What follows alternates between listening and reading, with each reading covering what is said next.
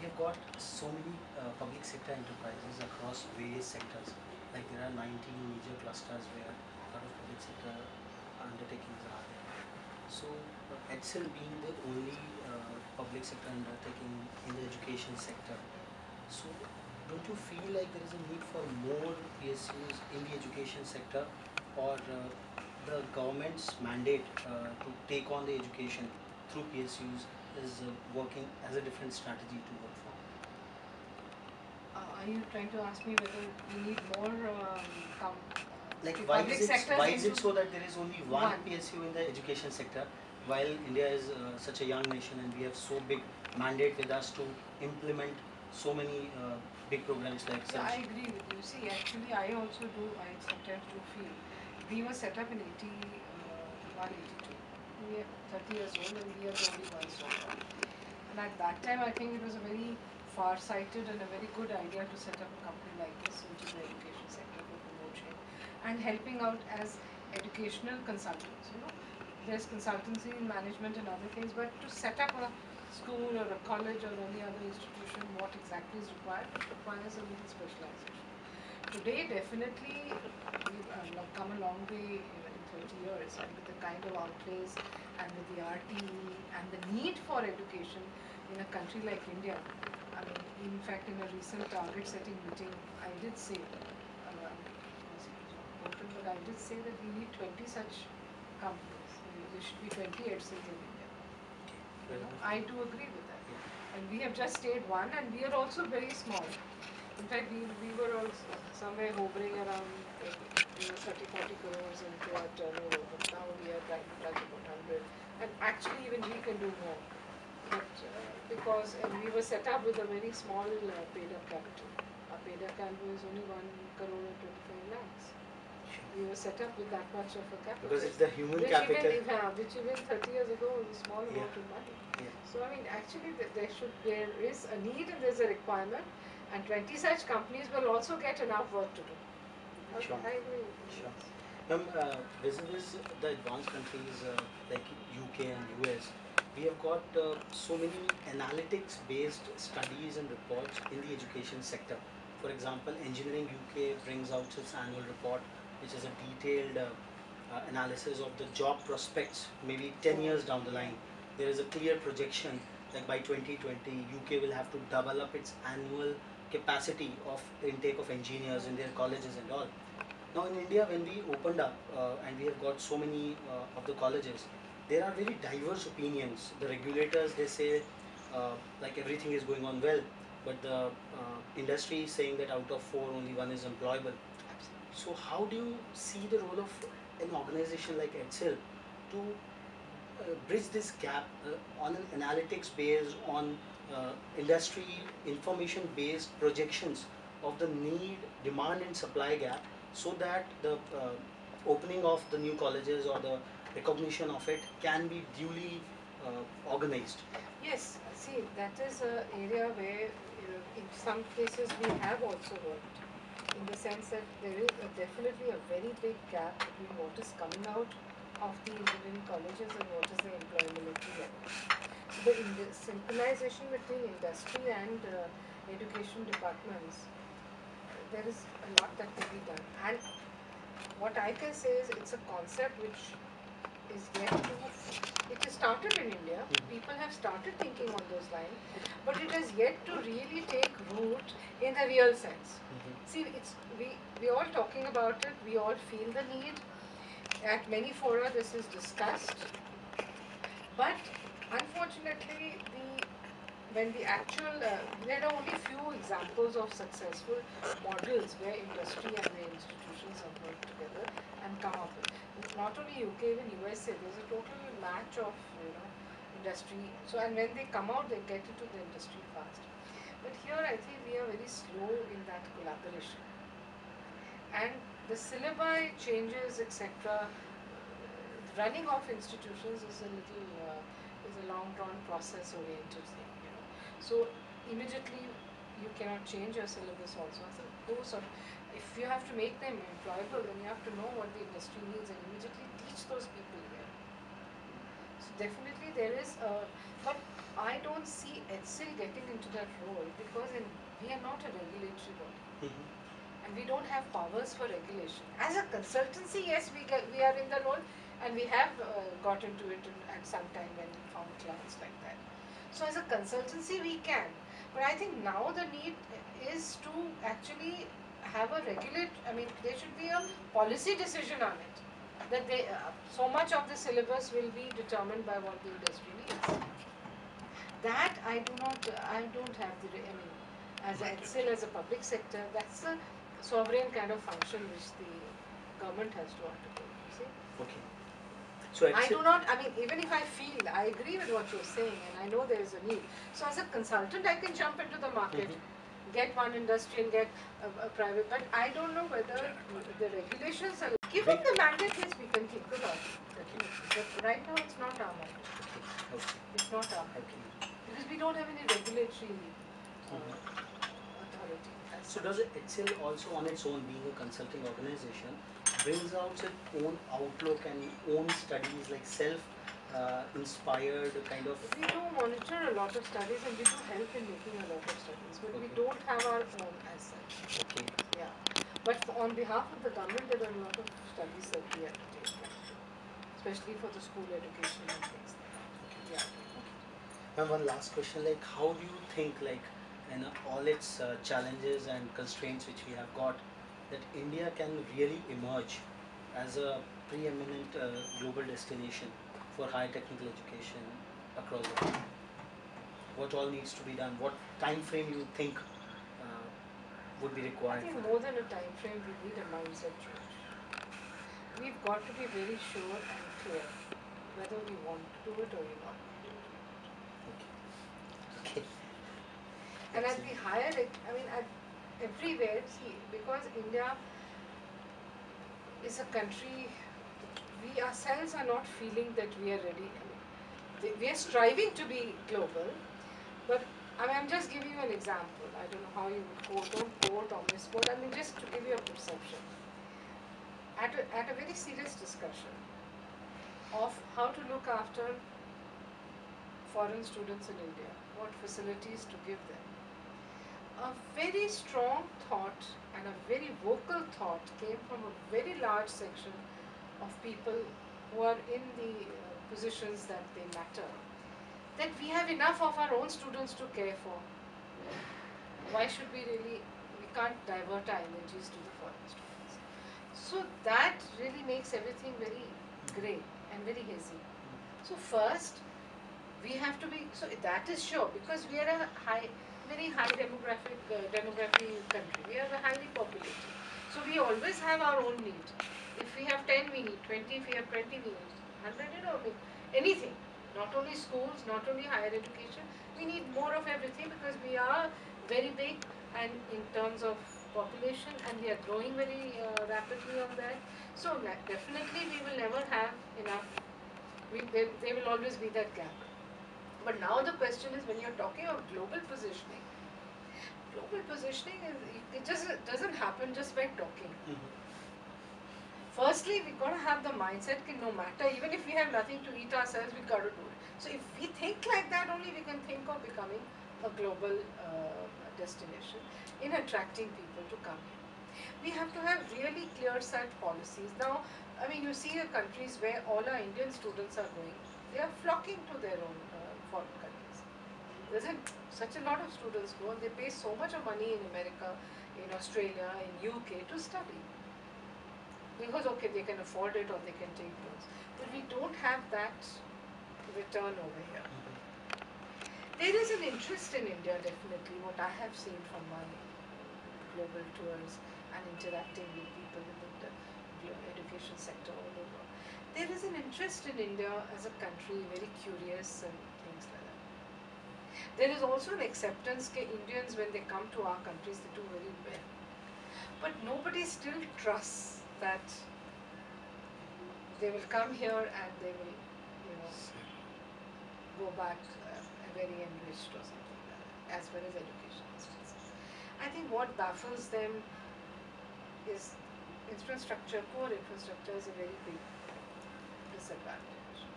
Then some of our processes and systems they don't understand as yet. They feel that simple information getting also is difficult for them. So they don't know us that way. And there's no standardization.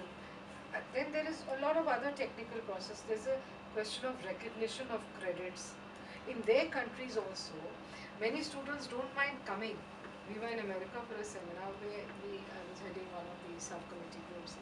Many people came out and we are very interested to go to India for one semester, for 2 semesters. Okay. So that, and join an engineering college, do 2 semesters in aeronautical engineering or whatever.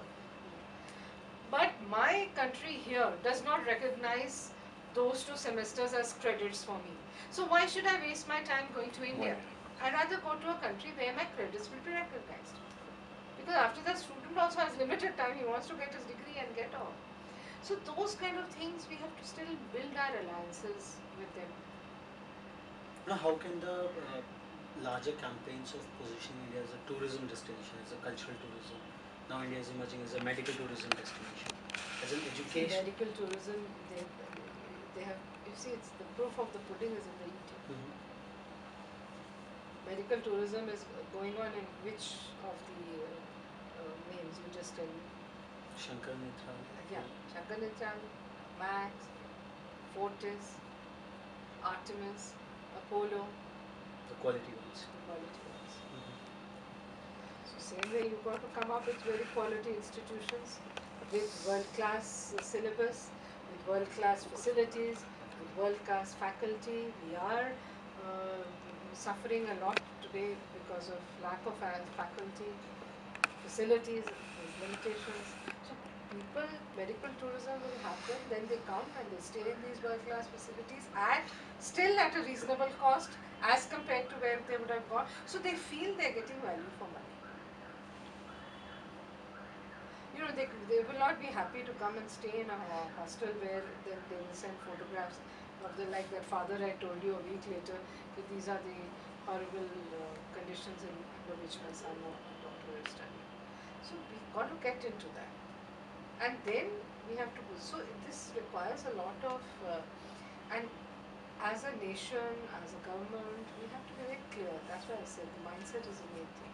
Firstly, do we want to do it or we do not? Medical tourism wanted to do it, they've done it, they've put in their money and they've proved themselves. They've conducted the successful operations, so people go back, they come back, they go back, they come back.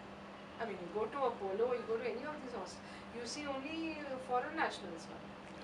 Even if they're all from, Pakistan or in Afghanistan or Lanka, whatever.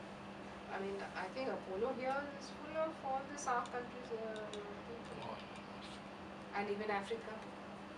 In Southeast Asia. Just one last question. So we have to be very sure about. I personally think, I don't think there's dearth of money or anything in this country anymore. So whoever wants to invest, but we do need a lot of legal framework, and there should be acts and bills to support, because no one's going to invest and then tomorrow say, you please wind up. A lot of schools have been now asked to wind up. Now if you just wind up, then nobody's going to put that money. That's the thing.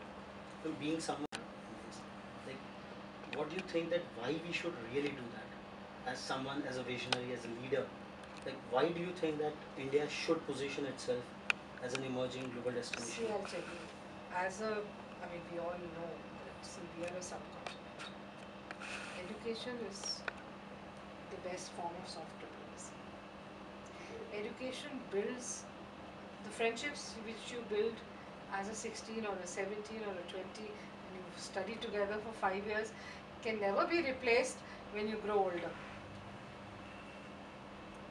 And India, we have had many of our neighboring countries, senior positioned people studying in India, and they do have, so they are the best cultural and also diplomatic ambassadors for us.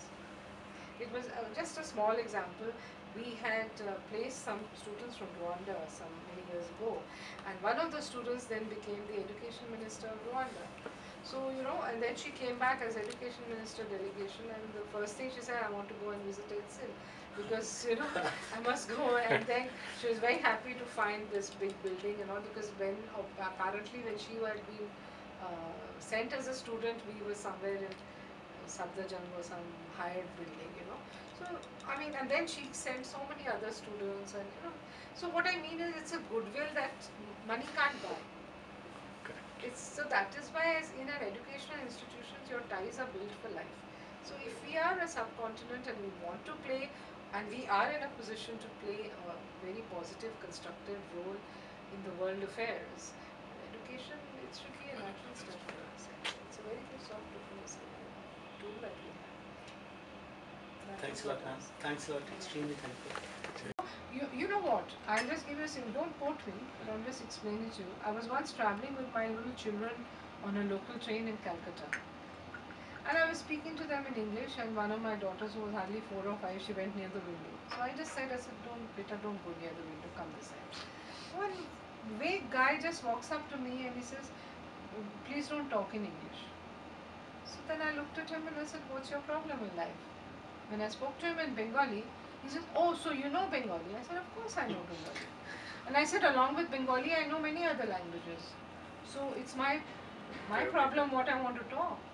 So he said, no, you know Bengali, then why are you not talking in Bengali to the children? I said, what's your problem in life?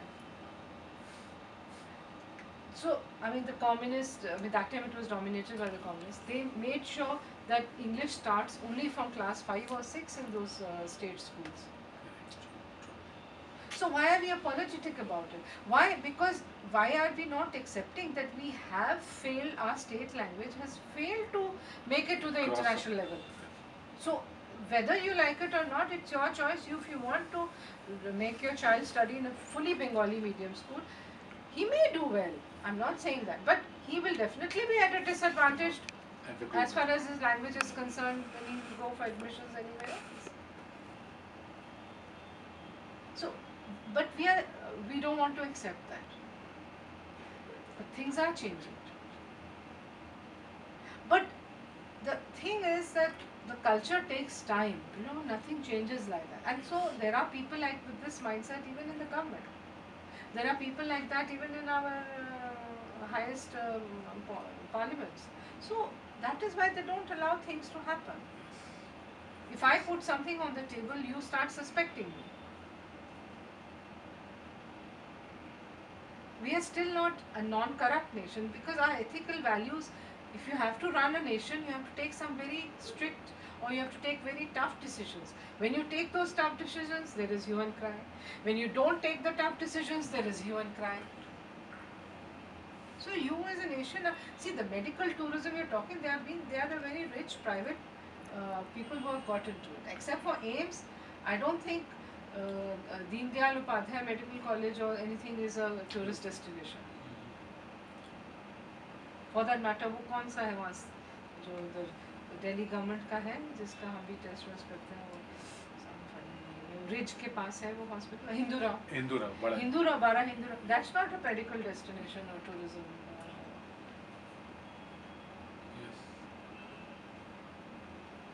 here okay they are charging you a lot.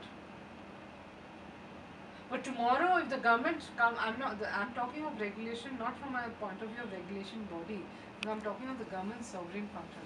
If tomorrow the government comes down and says, okay, max, you can charge only this and not more, they will close down shops. They will close down shops. Yes, they have put a regulation that your 5% or 10% of your patients have to be treated free.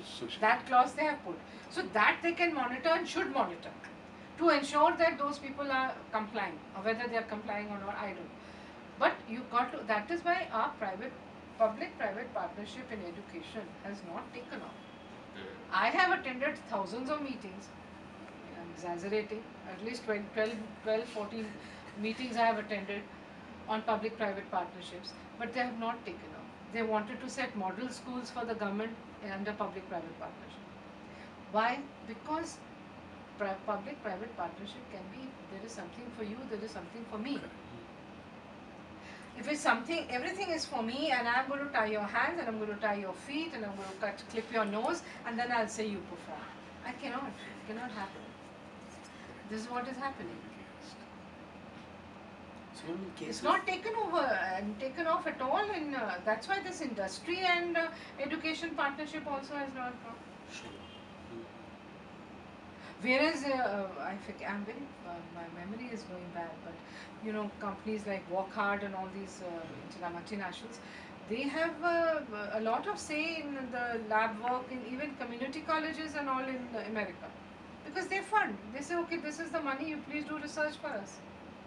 Some are high, cutting edge research, but some basic researches are required, which they feel students can do it. But here, no. So even that, see, we as a nation, our character is not a win-win character. We have to understand the concept of what is a win-win situation in this society. Whenever I'm negotiating, I'm trying कि मेरे को कितना मिल जाए, मेरे को कितना मिल जाए. I'm never ready to get a little more and give him a little more, so that we both can come to some level of equality. Maybe 10% more you get, or 10% more, but it can't be that I get 80 and you get 20. Then why will you partner with me? That is the question I'm asking.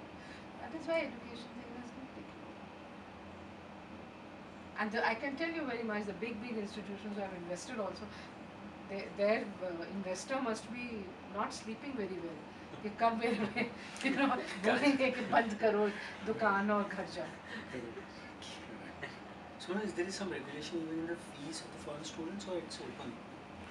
No, I think there are limitations which are pretty good. $7,500 to $10,000 or something A year. for engineering. Even government is charging that.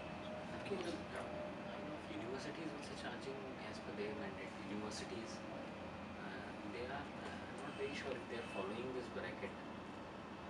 I know for engineering colleges, this is generally the bracket, 7,500 to 10,000. Because the whole concept of university has taken regulation, etc. on a different. There is a parallel government. Because state some of act. the universities are established under some other sections of the UGC. Whereas engineering colleges are not established under that section. They are established under some other. Yeah, they are affiliated to state technical So university. there are so many different clauses legally also which are controlling different institutions. Universities actually. There is not one uniform policy or rule for everybody. Schools का अलग है, इनका अलग है, इनका अलग है. Universities have more autonomy. They are a state act. Yeah. Every university is an act. Yes. So they have got full And freedom. most of them want to get affiliated with the state act. Because center में वो act कभी pass ही नहीं होगा. तो states में ही हो रहा है. So all these, we are going to do a project report for a tourism university. Okay. They are planning to get themselves attached with the state, Haryana, because that act is easier to manage at that. Stage maximum university that. Whether it's their changed mindset or whether it is some other reasons, I can't say. I have not done any analysis. So I think to become a total leasing, we have to, of course, even in America, all the institutions are autonomous and they are very defensively guarding their autonomy. But still, the difference there and here is that all these old Harvard and all the other Ivy League colleges had got large endowments in the 18th century. Philanthropy was there. जैसे यहाँ भी जैसे Arya Samaj M DAV colleges all emerged out of philanthropy. उन्होंने उनको acres and acres of land दे दिया और इस land से आप sustenance करो और पढ़ाओ. तो वो 18वीं सेंचुरी से 19वीं सेंचुरी से हम 2-3 साल से उनके पास बहुत पैसा है.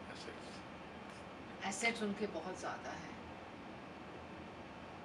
अब ये है, that's why landing up. And so they have enough money and they are charging also enough money and they are free. They are giving their professor also. There is not a uniform thing. Harvard में जो professor है वो अलग पैसा लेता है, L में जो है वो अलग लेवल लेता है. अब यहाँ पे आप नहीं वो कर सकते. अब अगर आप UGC के अंदर है तो आपको वही देना है. So many things are there. It's not a very easy. Too many complications. I'm also not into it because I don't know each and every nitty-gritty. But broadly, what I have because I'm not an educationist, I'm only an administrator. So what I can see is these are the things which are the big problem. So you need a Leviathan and a man or a person, woman or a human being with a lot of vision and thing to go ahead with this. You see, Apollo got Reddy's are there, so these men were thinking differently. We've got to get some educational visionaries into our together and have that lobby to be able to influence also. It's too much of proliferation is there. That will be Thanks a lot, ma'am. Thanks a lot for your time.